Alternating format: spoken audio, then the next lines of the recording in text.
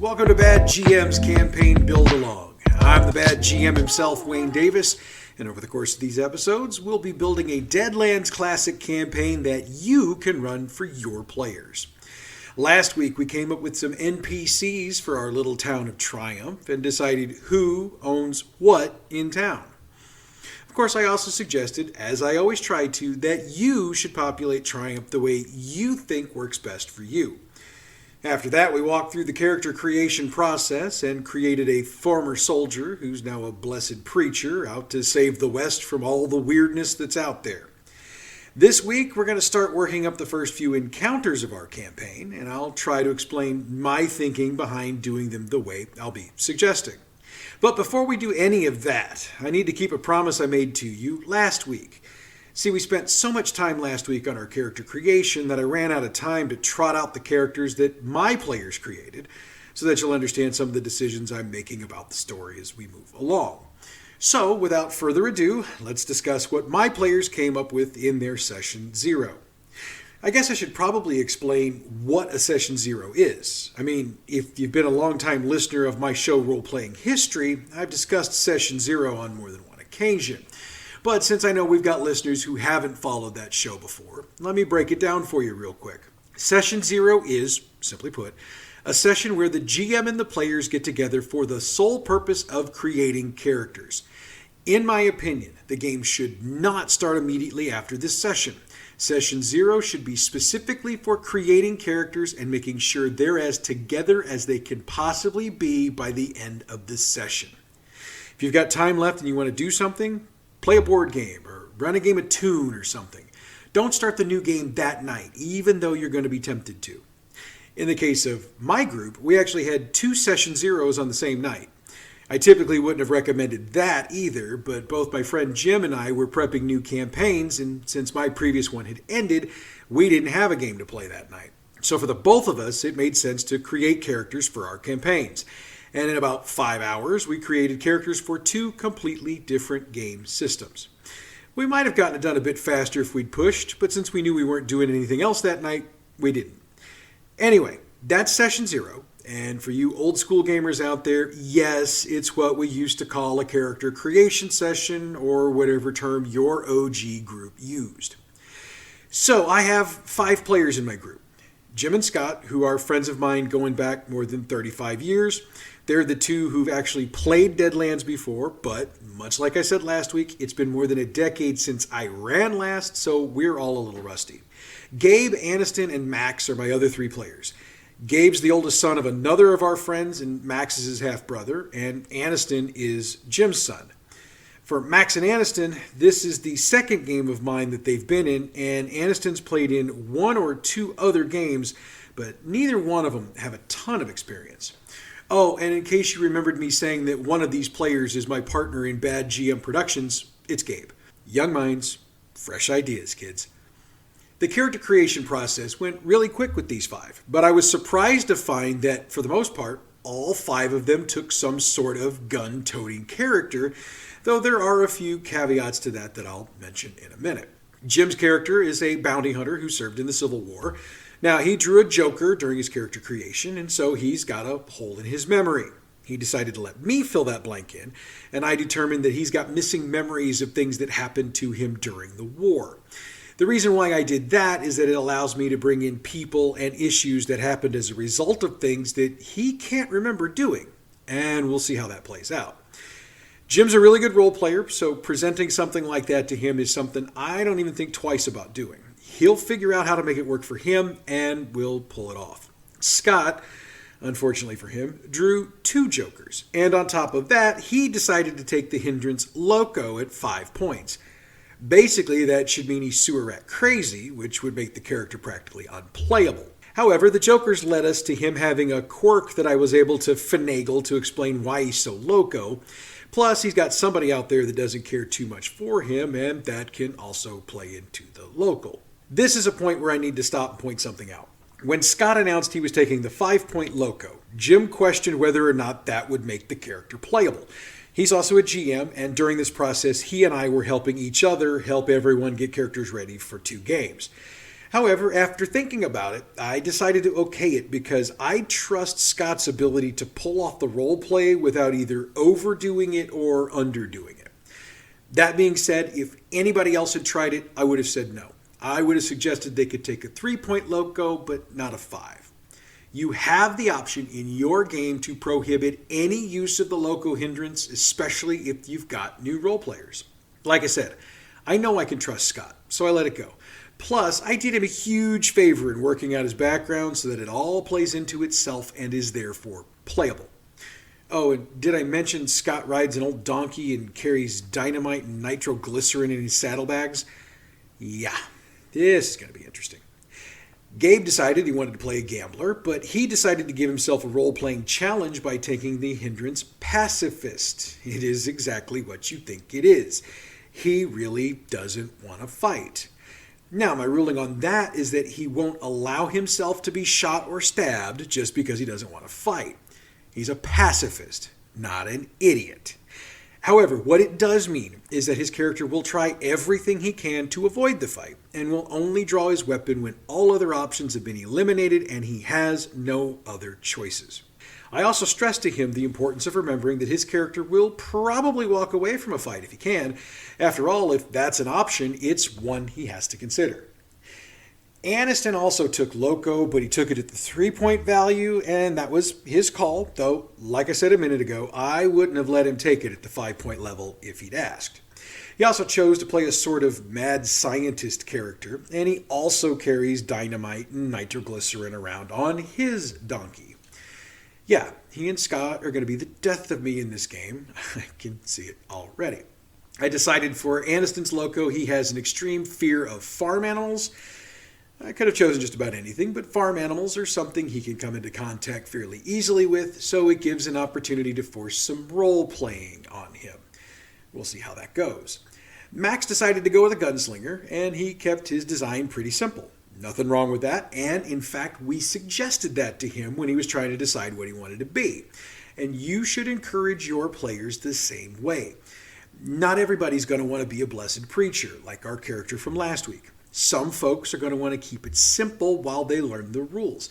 That's perfectly okay. I highly recommend to let them do that. Besides, if they decide later on they want something with a little more panache, Deadlands provides way more opportunities to create a new character and insert them into an existing campaign. All right, so that's my group. When you build yours, just remember to take your time and provide your players with the room to feel out what they want to be. If you do that, your group should come together pretty easily. If it doesn't, hit me up. I'll help you through it any way I can. All right, so we've got our town, our group, and some of the NPCs for the town. At this point, we need to start writing the adventure, don't you think? So here's where I'm going to do exactly what I said not to do in an episode of Role Playing History a couple months ago. At that time, I suggested that before you ever start writing the actual adventure, you should outline your campaign from beginning to end with a basic understanding of who your big bad evil guy is going to be and the basic arc you want your group to take from beginning to end. We're not going to do that here, and let me tell you why. I've got 5 players who need to learn the rules for a new system, basically, and I don't know how well these characters are going to work together, or if they're even going to work together. Plus, and I'm almost ashamed to admit this, I have no idea who the big bad evil guy is even going to be yet. So I'm going to pivot and do something a little different for me anyway. I've decided that most of the first quarter of the campaign is going to be devoted to seeing how the characters work together, and I'll do that by presenting them with various encounters to test them. I'll pepper in a few bad guys and gals, and depending on how things play out, one of them might wind up being the big bad evil guy. But that just depends on how it feels when I'm running the game. If they don't make it, we'll figure something out. This quarter of the game will also allow me to present folks from the characters' pasts, and that could also be what leads us into our overrunning arc. Again, we're going to kind of wing it on that point and see where the chips fall. Yeah, this is how I got myself in trouble last time, and I swore I wasn't going to do it again. See, I told you I'm not the world's best GM. Anyway, let's work up our first night of gaming and see how it goes. Oh, and just so you know, I went and printed up a calendar for 1876 because I intend to try to keep track of days in this game since I want to utilize seasons a little bit more this go around. And again, yes, I'm that kind of geek. We're starting on April 11th, 1876 in the town of Triumph, Kansas. It's early evening in town and the mines are shutting down for the night, which means that folks are headed into town for a drink and some entertainment. I would recommend asking each of your players where they are when the game starts because that will come into play shortly after we start. I'll lay even money that at least one of them will be in the tavern, but at least one of them won't be, and where they are will depend on their background. Also, for the folks inside the tavern, ask them where they are and what they're doing. Are they sitting at the bar? And if so, where at the bar? Are they near the door? Or are they all the way down at the other end? Are they at one of the card tables? Which reminds me, what card games are you playing? Faro, poker, blackjack? That's one of those things that adds flavor to your game. The player won't actually have to play the game. I mean, that's what die rolls are for. But I've seen games played at conventions where the players actually have to play cards. It's interesting, but it adds a lot of time to the game overall. I don't do it, but if you think it might work for you, play away, my friend. If a player's sitting at a regular table, are they sitting with anybody else? Are they sitting with their back to the wall, a la Wild Bill Hickok? Also, do any of your group members know each other? And if they do, are they hanging out and or watching each other's backs? Again, these are all things we'll need to know as we start the game, because we're going to get into it pretty darn quick, though the players won't know that, but they probably will suspect when you start asking where they're at. Unless, of course, they're listening to this podcast, and then they will know, and I'm sorry about that. Once we know where everyone is, have the players do a little bit of role play. Those playing cards should make a few rolls against the house to see how they do at the table. Those sitting at the bar can strike up conversations if they want, and anyone outside the tavern can get involved in some sort of conversation or interaction if they want. After a bit, here's where we really get started. First off, anyone outside the tavern who happens to be outside will see 6 men ride up to the tavern on horseback. They're riding east to west, and they pull up outside and quickly secure their horses to the posts.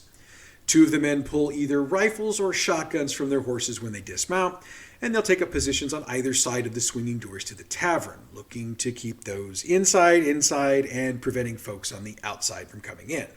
The other 4 head inside and immediately form a perimeter around the tavern, making sure one of them covers each of the 4 walls of the tavern where they can see as much as they possibly can. Now, if you've got someone outside the tavern who saw this, you can have them make rolls to see if it occurs to them what's about to go down. I'd make the rolls pretty easy since the 2 dudes at the door are pretty much a dead giveaway. Handle initiative between the men on the door and your characters outside. Also, if you want to, or if you don't have anyone outside, you can have the town marshal get involved with what's going on outside. That, of course, is your prerogative, and you can always hold the marshal back in case the group can't handle things and needs a little help. Once the new entrance to the tavern gets settled in, your players inside the tavern can make rolls to see if they realize anything's off. They need to tell you what they're looking for, or if you've got fairly new players, you can always make suggestions. But again, I leave that for you to decide. Some GMs like to handhold a bit, others don't. I tend to find myself a little more in the middle. If anyone inside the tavern realizes stuff's about to get real, they can maneuver themselves to be ready to counter it, but they need to consider what might happen if they draw down on someone first. After all, these new arrivals haven't done anything either wrong or illegal yet, so if a character draws down on them, the NPC could legally shoot them and most likely get away with it. That doesn't mean they can't make subtle moves, like making sure their pistol is ready to draw and maybe make sure there's a round ready to go. They could also try to talk to one or more of the men in the tavern, trying to either distract them or talk them out of whatever they believe the NPCs are trying to do. Again, you can roll off between the player and the NPC to see if any of the player's words are getting through or not. Also, if you really want, you can do the rolling yourself and regardless of results decide that nothing changes. This is your game. Run it the way you want. Just remember to be fair. After all, if the players feel like they have no choices or that their choices don't really mean anything, they'll eventually get bored with your game I unfortunately speak from experience on this one. And it occurs to me before we move on, you're wanting to know where I got these NPCs from. You can do this one of two ways. You can create them yourself using the character creation system that we've been using all along. Or just go into the player's guide and pull the template for one of the character types that's there and just run it as an NPC. Easy peasy, good to go. All right, at whatever point you choose, the fellow nearest the door will pull his pistol and announce to the tavern that it's being robbed. He'll ask that all of the patrons hand over their cash and valuables, and will try to be as charming as he can be, noting that they won't shoot anyone so long as nobody tries anything stupid. Now, this is where we have to take into account any actions going on outside. If your players outside manage to start a gunfight, the group inside will draw down as soon as the first shot is fired. In my opinion, they'll also be jumpy because their carefully crafted plan will have just been literally shot down, so trying to reason with them won't be easy. From here, it's pretty much all initiatives and action.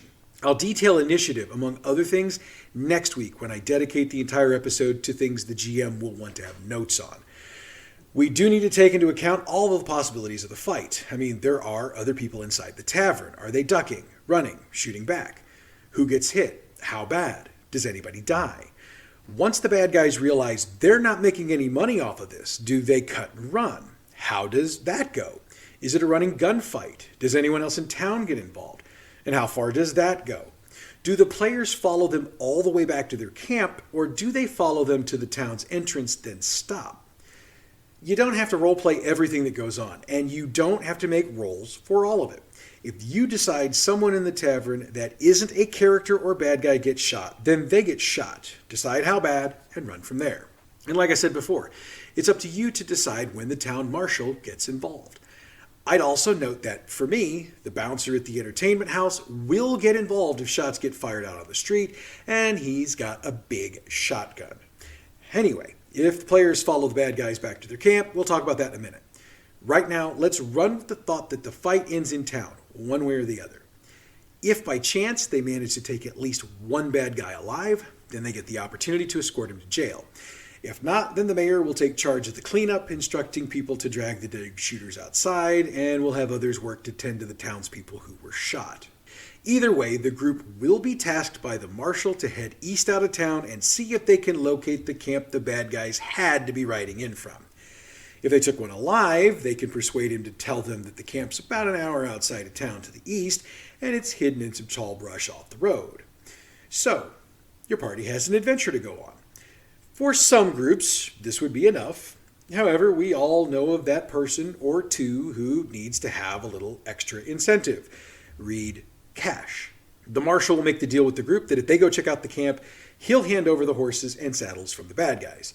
Now, that might not sound like much, but look up the cost of a horse and a saddle in the player's guide. Cut the horse price in half and the saddle price down by 3/4 for being used, and it's not a bad little chunk of change. For those who aren't reading along in the guide, the PCs can make roughly $700 off of this deal just for going to check out the camp. Now, you obviously don't have to give them that much money. Cut the horse price down by 3/4 and offer them a couple of bucks for each of the saddles if you want. Or just say the stables will only give them $300 for the lot.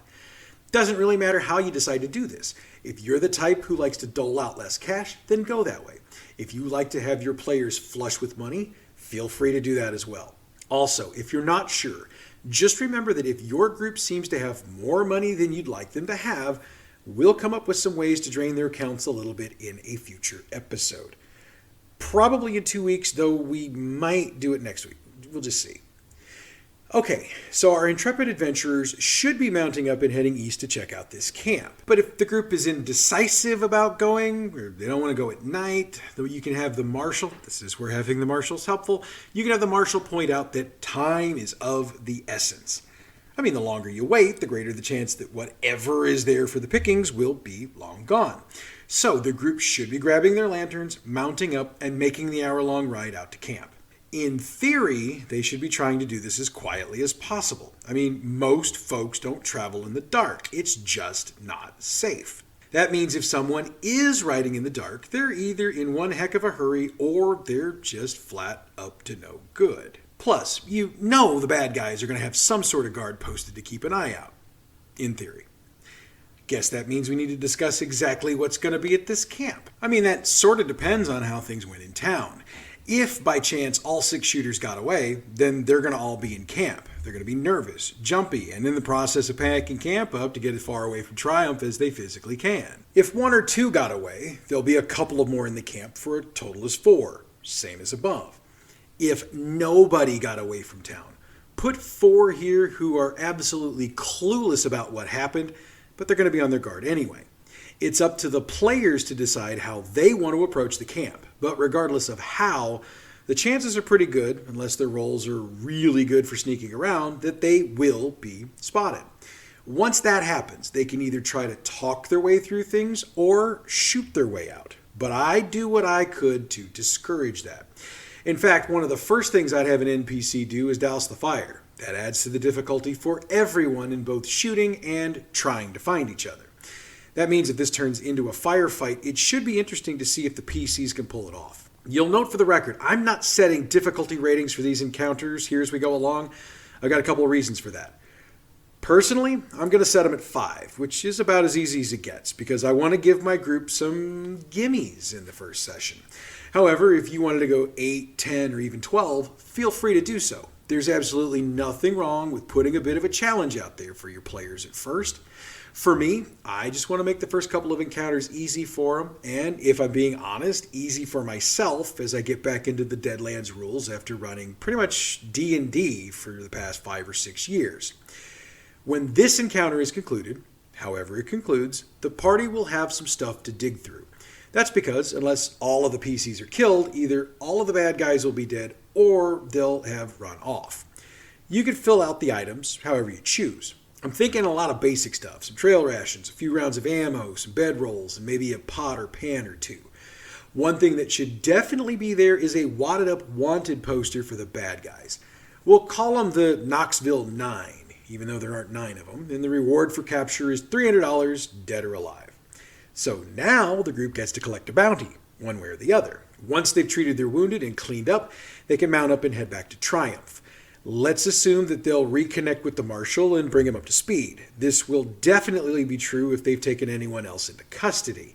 He'll look over the wanted poster and will agree to pay them, but they're going to have to wait until morning when the bank is open. Once everything is sorted out, the group has the rest of the night to themselves. You can play this out if they want to drink, gamble, or talk to each other or talk to other citizens. You can also assume they've got a room rented for the night, so we don't have to play that out. It's okay to give them this one. However, moving forward, they'll have to arrange their accommodations in advance. Once they're done doing everything they want to do for the evening, they rest and we move on to the next morning. At this point, award each player 2 white chips for completing the 2 encounters, and we move on. The next morning, allow the group to perform whatever morning rituals they perform, including eating breakfast and whatnot. Once they've gotten themselves together, they're going to want to hit up the marshal for their money. When they get there, the marshal has good news for them. He received a wanted poster for the same group this morning, and it has a $400 bounty on it. Obviously, this means the group gets an extra $100. Now, you don't have to do this if you don't want, but I wanted to put a bit of historical accuracy on here, which is that this kind of stuff happened all the time. Bounties got raised, and if you weren't aware, you could lose out on money. So you don't have to be honest about this if you don't want to. But I want the marshal to be someone the group can trust, and to me, this is something he can do that makes himself more trustworthy. They'll head to the bank, and the marshal will get them their money.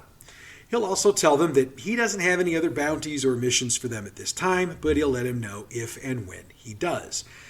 The group needs to decide at this point what they want to do, stay in town or ride on. If they decide to ride on, we'll move up the next scenario to here. If they decide they're going to stay in town, they've now got a decent amount of cash on hand, which means they can also spend it. Now, we never really discussed what all the general store carries, but this would probably be a good time to have that figured out. In my opinion, they'll carry pretty much any basic gear from the player's guide you'd like to have. Insofar as weapons, that's up to you. I think it's fair to say the store will have a couple of different pistols, a few rifles, and a shotgun or 2. However, I don't think this store will be like an armory. It won't have every weapon any character might want. It will have a few and probably a couple hundred rounds of various ammos on hand. So, they can't buy themselves into being Rambo, but they can get enough to make sure they're doing okay. With the choice made to stay in town, the group can then do whatever they want to do that you're okay with. After a bit, and you do this immediately if they decide they're going to load up to ride out, the mayor will approach the group, or whomever seems to be the leader of the group if they're separated, and asks to speak to them in private. For this, they can head off either into a room upstairs at the tavern, or they can use the jail, because by this point the marshal is taking away anybody who might have been arrested. So he's got a request to make, but it's pretty obvious he'd rather stick red-hot pokers into both of his eyeballs than ask anybody for a favor, but in this case, he doesn't have a choice. He's going to. Long story short, he's got a problem. Or, more to the point, his mine has a problem. As he lays it out, there's something going on in the mines that's keeping his miners from working in those sections of mine. It's been going on for a couple weeks, and things have gotten so bad that the majority of one of his mines has been basically declared a no-go by the miners. Now, he could just fire everybody and bring in more miners, but once word gets out that something's going on there that isn't right, he knows his business might be done. For the record, he doesn't believe there's anything to the rumors, and he will specifically say that they're just hearing things and they're taking it too far. But to satisfy his miners, and by extension the town, he's willing to pay the characters $50 each to explore the mine, prove there's nothing there, then tell the town the mine's clean. Now, you and I both know it isn't nothing, but the players need to believe this is what the mayor believes. Does he really believe it? The way I intend to play it?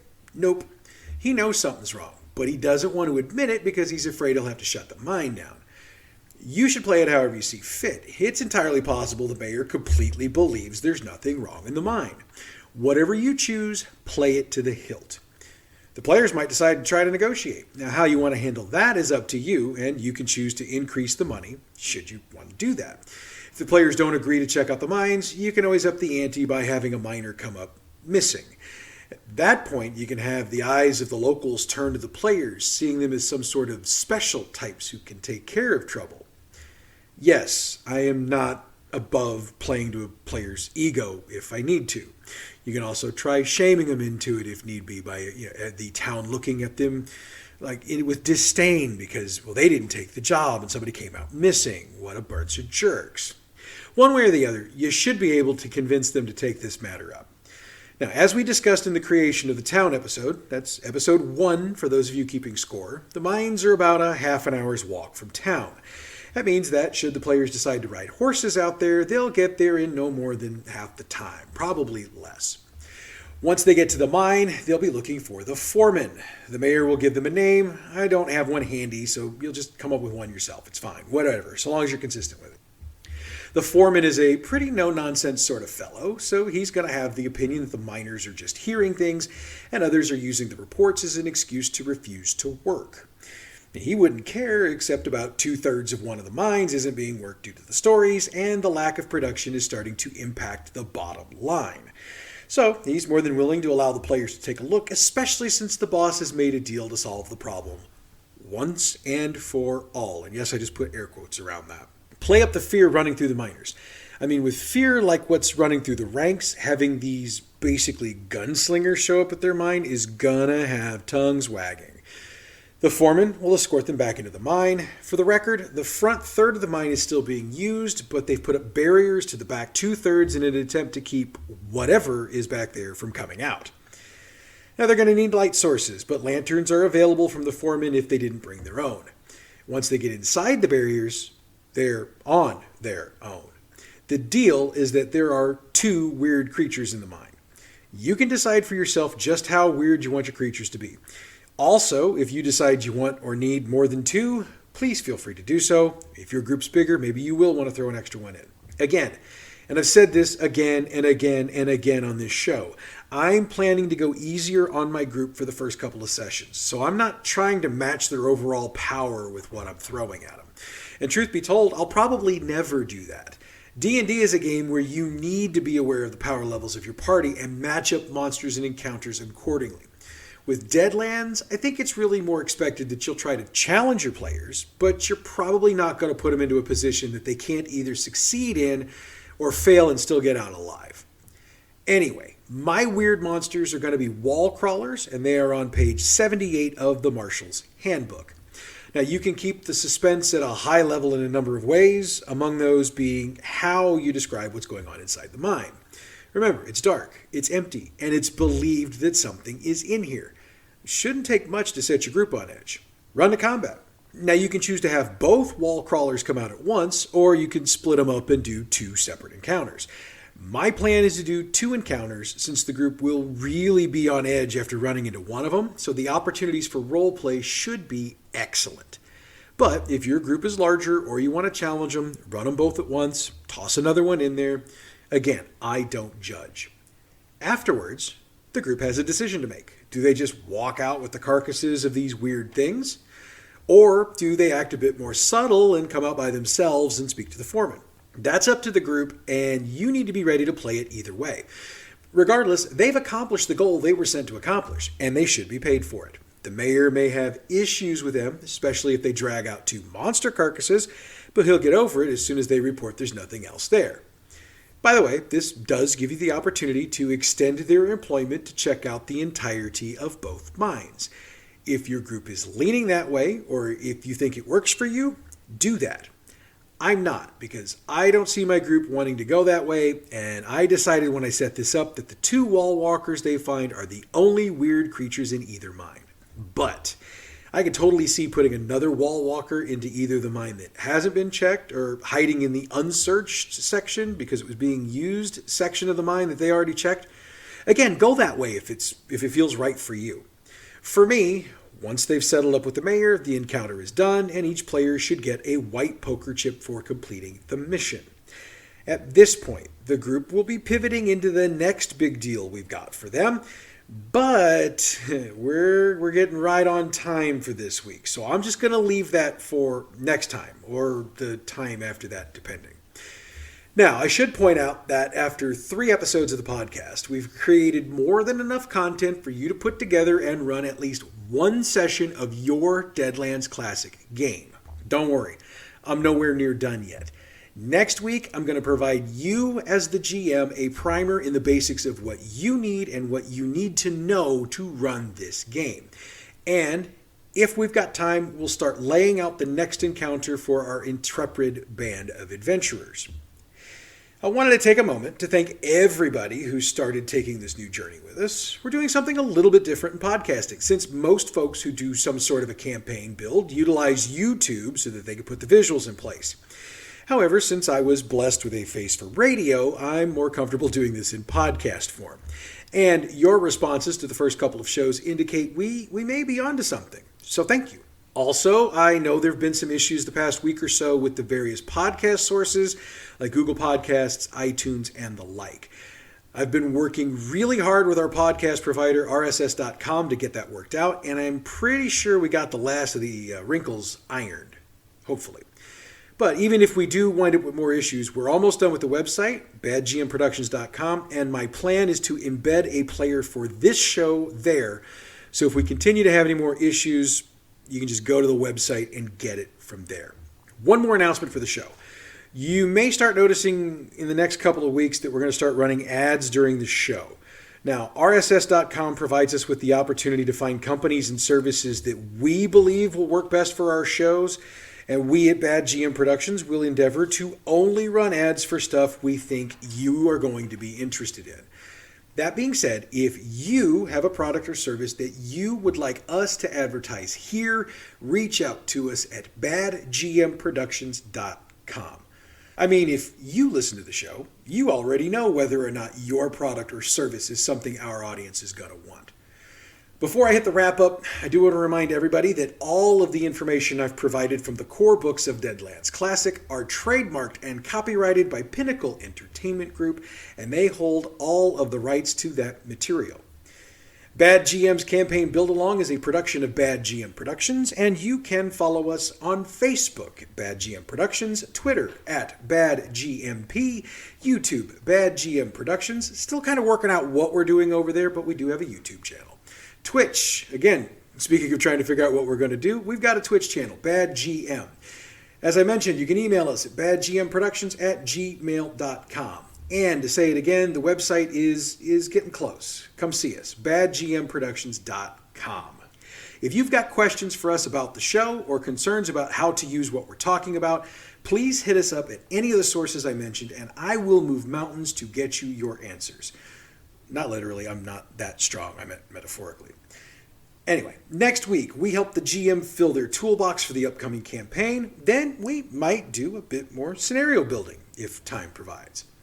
You're not going to want to miss next week's show, and until then, this has been Bad GM's Campaign Build Along. I'm the Bad GM, Wayne Davis.